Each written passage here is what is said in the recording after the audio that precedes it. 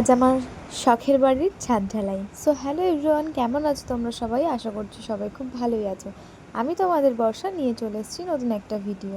সকাল থেকেই তো মুষলধারে বৃষ্টি হয়েছে, তারপরেই ছাদ ঢালাইয়ের কাজ শুরু হয়েছে, কারণ বৃষ্টির কারণে ছাদ ঢালাইটা হতেই পারছিল না। তবে আমি ওখানে নেই, কিন্তু ভিডিও ক্লিপগুলো আমি পেয়েছি, তাই তোমাদের সাথে একটু শেয়ার করছি। কারণ জানো তো, এই ছোটোবেলা থেকে এই বাড়িটা হওয়া না আমার একটা স্বপ্ন ছিল। আমাদের বাড়িতে ছাদ ছিল না বলে আমার বাবা মার আপনজনেরাই অনেক কথা শুনিয়েছে। তারা হয়তো ভুলে গেছে, আমার বাবা মা হয়তো ভুলেই যাবে, কারণ তাদের আপনজন। কিন্তু আমি কি করে বলতে পারি আমার মা বাবার অপমান? তাই ওরকম কিছু কাছের মানুষকে আমি কাছেই রাখতে চাই না। যাই হোক, অনেক কথা বলে ফেললাম, কি করব। এটা আমার স্বপ্নের বাড়ি, তো তো দুটো কথা শোনাতেই হতো। জানি আমার কাছের মানুষগুলো ভিডিওটা দেখবে, তো তাদের জন্যই ছিল এটা।